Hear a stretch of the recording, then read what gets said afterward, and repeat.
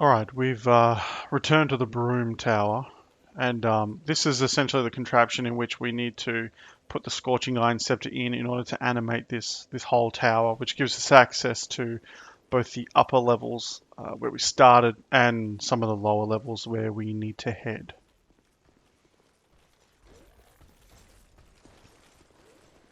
So last, I just de-aggroed for some reason. So last part, wanted to spend my souls and get rid of any of that sort of unsurety, as I wanted to get the bonfire and then head my way over to here to see Maldron. And the moment we cross that chain around halfway, Maldron spawns. I'm just double checking he didn't spawn behind me because I can't fucking remember. But I think I figure out that he's probably on the left side, hidden somewhere. Yeah, there he is. So sometimes he'll actually fight you and you won't have to worry, but most of the time he'll just book it down the spiral thing there.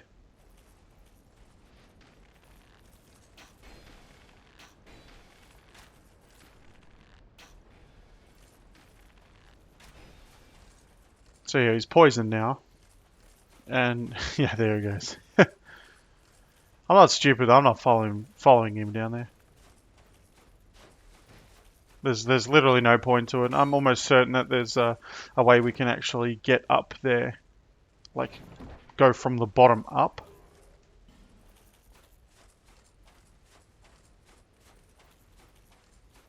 So I'll see if I can hit him somewhere though. See if I can figure out where he is. And I almost get firebombed. But he misses because they're terrible.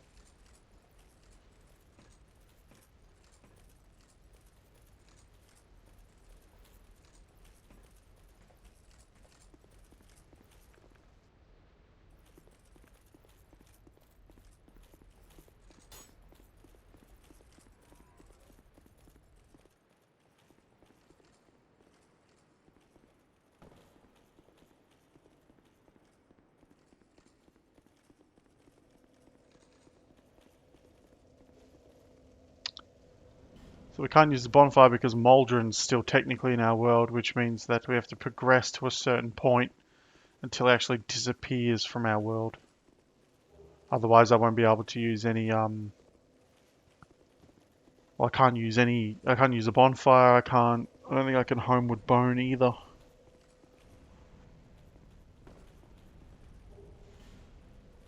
Okay, so this area here is really interesting. That's sort of a shortcut right there, and as you can see there's lots of those barrels and barrel carrying things. Because this area here is all around fire, and if you run straight through it, it's really quite difficult to manage. There's lots of shit that can hit you, lots of stuff that gets in the way, and then Maldron returns to their world, so now I can go back, but lots of shit that happens and lots of things that can get in your way. So by playing this section really safe and careful, you actually save yourself a lot of headache. So running through there would have baited one of those fire dudes to blow up next to you, and then you pretty much just get spammed to death by that magician. So if we have any fire arrows, we can actually use them to blow that guy up. And I think I have fire arrows. Yeah, I do. There you go. So, but now he's too close because if I blow him up now, he'll just kill me. So I'm going to wait for him to just shuffle on over there. I'm going to try and knock this thing into the fire so I don't have to waste my ammunition on it. And luckily it dies, so now I've just got to take care of this thing. Like so.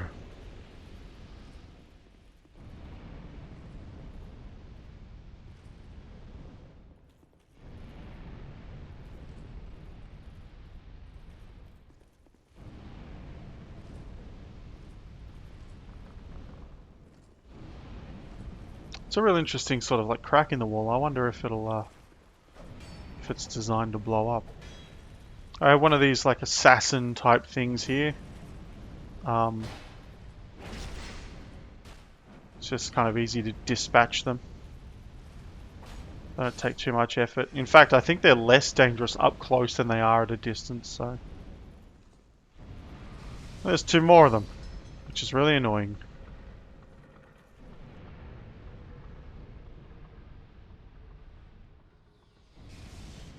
But as you can see, because I have a perfect 100 IQ, I just shoot that thing along and then let them burn. Normally I wouldn't mind just tanking some damage because I got practically infinite health with life gems, but they actually kind of hurt and they've got potential to probably kill me.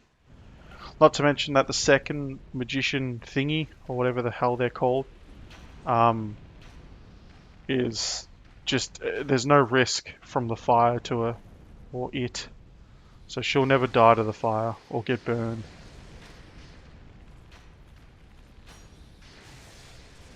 I just prove they have garbage aim.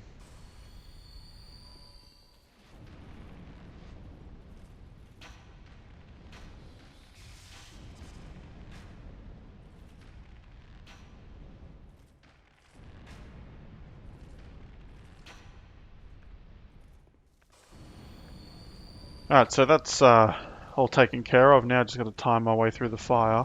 We're not in any rush or anything like that, so I don't have to stress. I actually cut it really close then, holy shit. And just to the right, we got to be careful because there's this big ass dude here. And you want to try to pull this as fast as possible if you get a chance. Unfortunately, I failed at that. And he hit me, and he hits pretty hard. But I'm definitely caught a bit off guard at this point.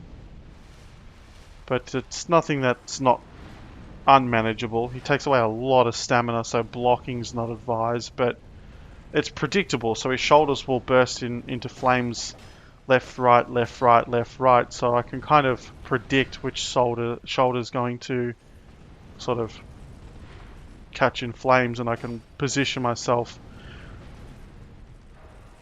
well, hopefully.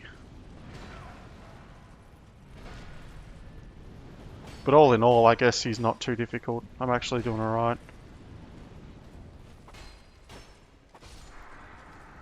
End up killing him without much of a fuss. And then we can pretty much just freely open the sort of little shortcut area. But we're not quite done yet because there's a lot of those barrel dudes. So we're just going to take care of them by blowing them to smithereens.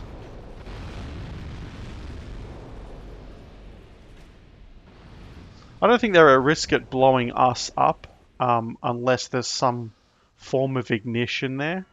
But I just don't want to risk it. Generally, if you get that sort of gate to pop up before that giant aggroes onto you, or before the giant hits you and stuns you, you can sort of bait him through there, which blows him up and blows all of those surrounding enemies up. It's a really easy way of killing him. But I want to sort of unlock that shortcut, so I've just realized that I've got to walk around all those little bits and pieces again and pull those levers in between, so I have a straight run through if I ever come back through here from the bonfire.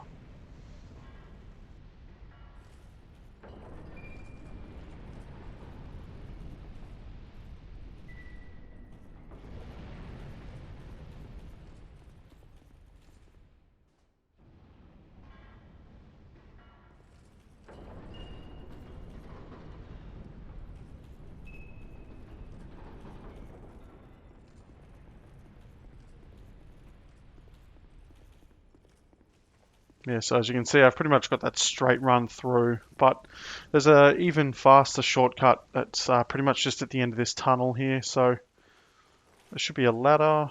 There it is.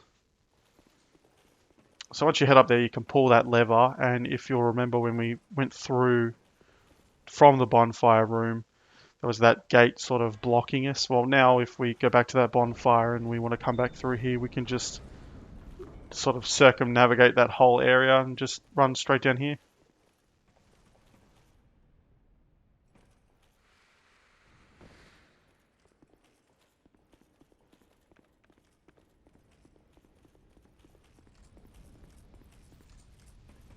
Oh, every time I just enjoy the scenery. I don't know why, it just kind of screams isolation. Like everything is existing in this land between these two towers, and it's, or these three towers, or however many there are. It's just really nice. I think it's beautiful. I know I've said it before, but I really just appreciate this area. I don't know who designed it, but I really like this aesthetic.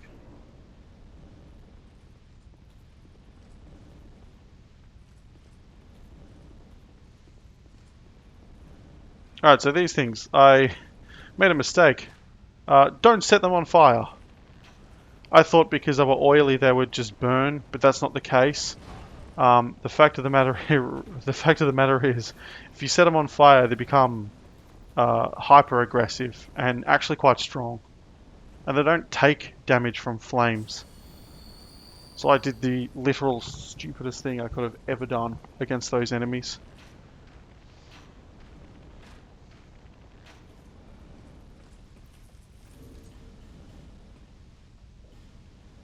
Yeah, see, I swap out the arrows real quick. Look at him go. Oh, man, he's fast. I seem to remember these enemies exploding, but he didn't explode, so not too sure what's going on with that. There's another one of them. But it seems like that when they're not on fire, they're actually quite easy to manage. And they're poison, so those torches there have oil all around them, so if you light them, which people have a habitual need to do sometimes, and I completely understand that, it actually causes the fire to spill onto the floor, so when you come back to this area, those enemies can crawl over those sconces, those torches, and set themselves alight and just become hyper aggressive.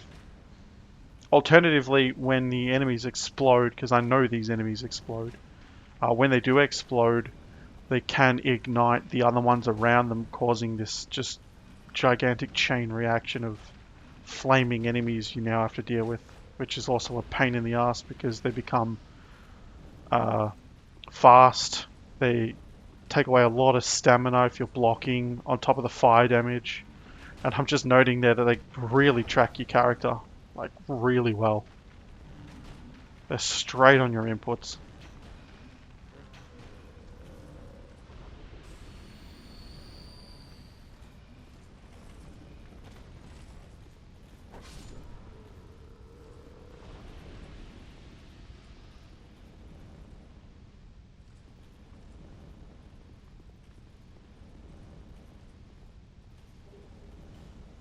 Alright, so if I remember correctly, when you head down this ladder, you actually get invaded and bait you into a room with a whole bunch of those sort of enemies. Yeah, Quicksword Rachel, there you go. So I'm trying to bait Rachel up the ladder. There she is. So I was going to wait for her to get up the ladder before I start peppering her in the face with arrows.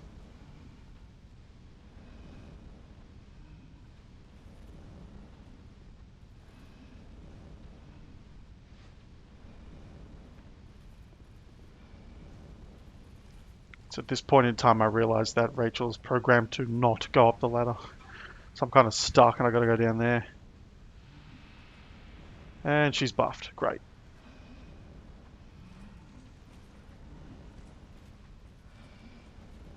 No, she's not going up the ladder at all. That's annoying. I'm also very cautious of that thing right there because I'm definitely sure that he's probably going to fall down when I get down there. And again, the rule is to verse them one-on-one. So is she gonna... No, just hates that ladder. So fuck it.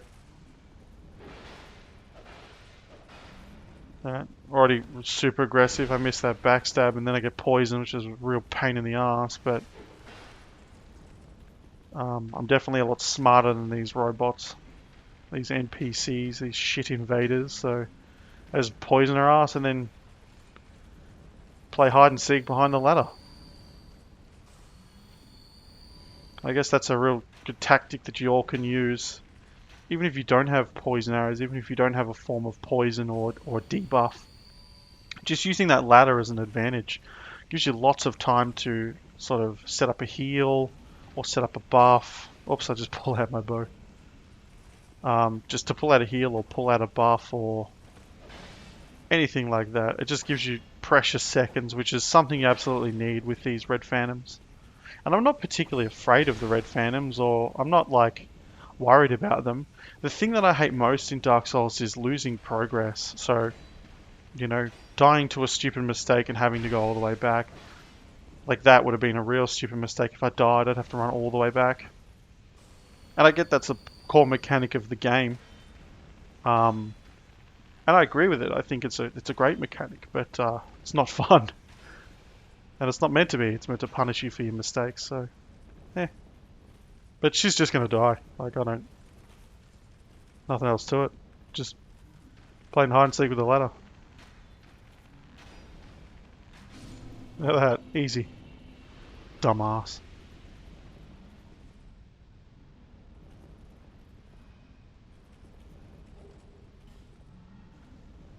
So just about each of these doors has some form of enemy behind them. And I was definitely supposed to read the fucking message. Instead I get gangbanged by these things. That was so annoying. Yeah, I really hate people who put messages so goddamn close to doors or illusionary doors or something. So you end up reading the message instead of opening the door, or you accidentally open the door instead of reading the message. It's such a pain in the ass. If you do that, you can go straight to fucking hell. Look at that. See? I just wanted to read the message. I closed the goddamn door again. So you gotta deliberately make sure you're on the correct option. And why am I not surprised to see that fucking set enemy ahead? And it loops around. Look at that shit. Oh, that's so annoying.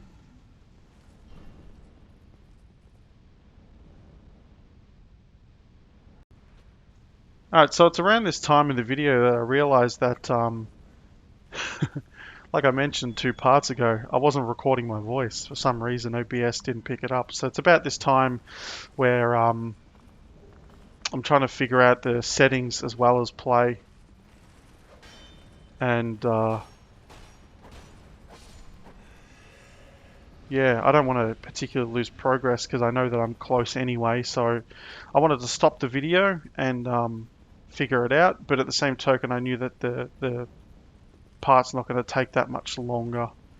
So I'm just sort of figuring it out from here as I play, and I kind of just resign myself to doing the voiceover later, which is what I'm doing now. So for part 72, it'll be normal, it'll be live, it'll be up to date. Because I sorted out my OBS setting. For some reason, it just didn't. Oh, there you go. So there's one of those explosions.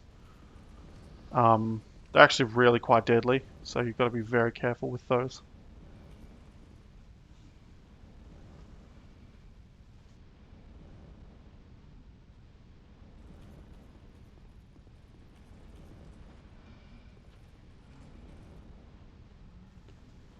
And as is demonstrated by my stationary positions and indecisiveness, this is where I'm like trying to sort out the audio issue. But I kind of just say fuck it. There's some more idiots. So this here, that explosion actually shows exactly what I was talking about before. It sets this idiot on fire. And I'm thinking, oh, for fuck's sakes, here we go. And I figure I might be able to kill him real quick, but he ends up just screaming in here. And he blows up next to this torch and lights it on fire. So if I ever come down here again, I got to be very careful with those doors open. Those enemies can come out and light themselves on fire, and then I have this nightmare to deal with.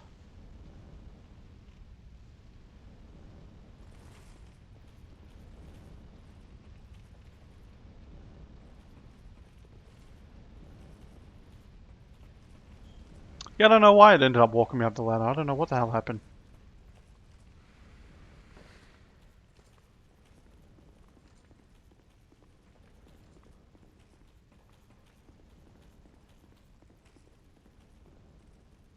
So this room's actually really dangerous. You got to make sure that you get in and get out real quick. So these guys aren't aggro until you grab that wedge. When you grab the wedge, they just explode. Now I got really lucky because I actually didn't take damage from the explosions and the chain reaction. I took damage from the jumping attack that did. But I grabbed the smelter wedge, and now I can be prepared to pop it back into the mechanism to get that whole tower thing up and running.